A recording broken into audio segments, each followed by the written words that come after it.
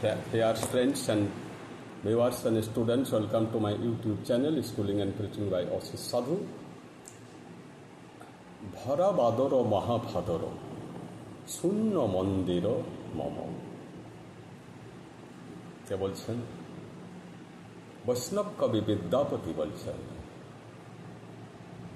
ভরা বাদর মহাভাদর শূন্য মন্দির মম। শ্রীরাধিকার বিরহপ্রসূত যে ব্যথা, শ্রীকৃষ্ণ নাই, তিনি মথুরায় গেছেন কংসের সাথে লড়াই করতে। সেই অবস্থায় এই ভাদর মাসে শ্রীরাধিকার মন্দির শূন্য, তার ঘরে আর কেউ নাই। ভাদর মাসে প্রচণ্ড বৃষ্টিপাত হয়।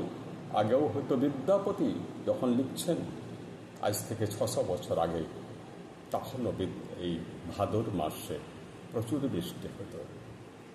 তো চারিদিকে প্রচুর বৃষ্টি চলছে, রাধিকা দেখছেন, কবি লিখছেন বিদ্যাপতি, মৈথিলী কবি বিদ্যাপতি। নদী জলে ভরো ভরো, প্রচণ্ড বাতাস বইছে, বজ্রপাত হচ্ছে, ব্যাং ডাকছে, ভেক ডাকছে, ডাহুকি ডাকছে, ময়ূর নাচছে। কিন্তু শ্রীরাধার আজ অন্তর বিরহে কাতর, কারণ কৃষ্ণ নাই, প্রেমিক নাই।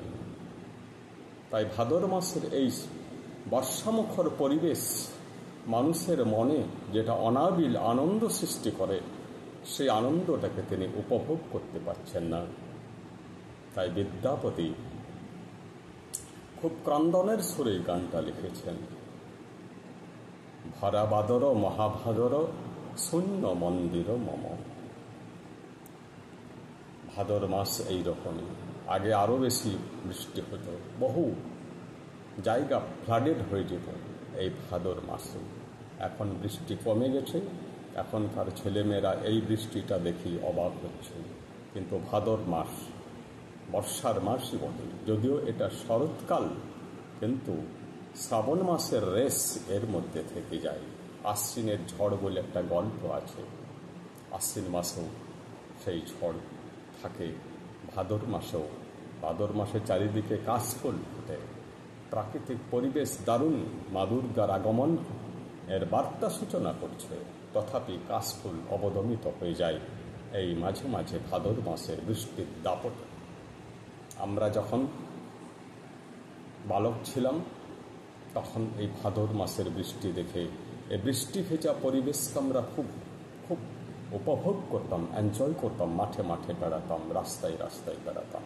সেই কাদা ঘেঁটে বেড়ানোই, সেই বৃষ্টির জলে ভিজে থাকার যে কি আনন্দ, সে আনন্দ আজ কোথায় যেন হারিয়ে গেছে। সেই বৃষ্টি নাই, সেই আনন্দ নাই, সেই মানুষ নাই, সেই কৃষিকাজ নাই, সেই হাল বলদ চাষি, সে জিনিস নাই, সেই জিনিস দুর্বল হয়ে গেল। এখন মেশিনের, এখন জেসিবির, ট্রাক্টরের ঘড় ঘড় শব্দ, এই শব্দে কান পাতা দেয়। মাঠের সেই সুমধুর পরিবেশ, সেই পাখির ডাক, সেই কাকের আনাগোনা, সেই চাষিদের মাঠের মধ্যে দুপুরের ভোজন, ডিনার করা, ডিনার ভুল বললাম, লাঞ্চ করা বা টিফিন করা, আর ছেলে মেয়েগুলো বা স্ত্রীগুলো তাদের মাথায় করে তাদের জন্য খাবার নিয়ে যেত। সেই যে দৃশ্য, সেই দৃশ্য আর সেই বর্ষার দৃশ্য আর নাই। ভাদর মাসটা পেরিয়ে গেছে। এই ভাদর মাস মানে কৃষিকাজ শেষ হয়ে গেছে, কিন্তু চাষিরা এখন মাঠ দেখভাল করছেন। এই অবস্থায় আমরা তখন বেরিয়ে পড়তাম, মাঠে মাঠে ছুটে বেড়াতাম। তখন এই ভাদর মাসে প্রচণ্ড মাঠ হইতো, মাছ হতো মাঠে। বিভিন্ন ধরনের জাল পাতা হতো কন্দরের গুহায় বিভিন্ন ধরনের জাল পাতা হতো। আর সেই মাছ নেওয়ার জন্য আমরা ছুটে যেতাম। সেই মাছ নিতে কোনো পয়সা লাগতো না। সেই ধীবর মহাশয় আমাদেরকে ঝুলি ভরে মাছ দিয়ে দিতেন।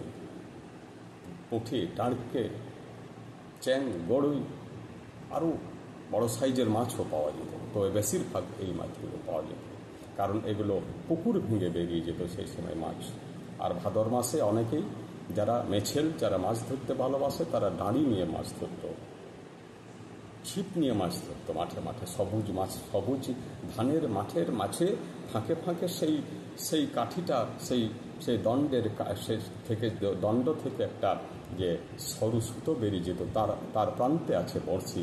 সেই বড়শিটা জলে টুপ করে ডুবে যেত মাঠের জলে, আর সেই বড়শিতে থাকতো হয়তো ময়দা, অথবা হয়তো ব্যাঙ, অথবা কেঁচো, এসব থাকতো, এবং সেটা খাওয়ার লোভে মাছ ভাইরা আসত এবং ওই বড়শিতে ধরা পড়ে যেত। এইভাবে চাষি অনেক, সেই চাষি হোক আর সেই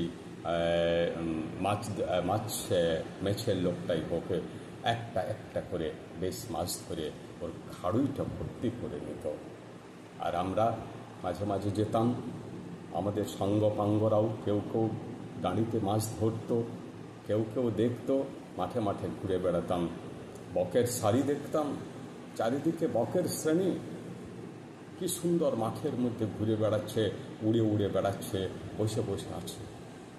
সে কি অনুপম সৌন্দর্য! সেই সৌন্দর্য আজ কেড়ে নিয়েছে আজ আমাদের এই বিভৎস পরিবেশ। সেই অসিপির পাহাড় আজ কেড়ে নিয়েছে সেই স্নিগ্ধ মাঠের, সেই সবুজ মাঠের অনুপম সৌন্দর্য। বলে বোঝানো কঠিন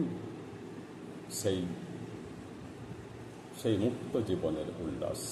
যে বোঝে না, যে দেখে নাই, তাকে ভাষায় প্রকাশ করা সম্ভব নয় সেই মুক্ত জীবনের উল্লাস। ভাদর মাসও প্রচুর সুন্দর, আপনাকে সুন্দর হতে হবে, তাহলে সবই সুন্দর। ভাদর মাস সম্পর্কে বললাম, ভাদর মাসের ইতিহাস বললাম, ভাদর মাসের গান শোনালাম আপনাদেরকে। একটা রবীন্দ্রসঙ্গীত, যেটা গানটা আসলে অরিজিনালি লিখেছিলেন ব্রজবুলি ভাষায় মৈথিলী কবি বিদ্যাপতি, কিন্তু রবীন্দ্রনাথ পরবর্তীকালে ওটাকে সুর সংযোজন করে নিজের সুর, নিজের ভাষা দিয়ে গানটাকে পুনরায় নতুন করে তৈরি করলেন। এই গানটা সুন্দর গেয়েছেন কণিকা বন্দ্যোপাধ্যায়, ওনার কণ্ঠে দারুণ লাগে। ভরা বাদর মহাভাদর শূন্য মন্দির মম।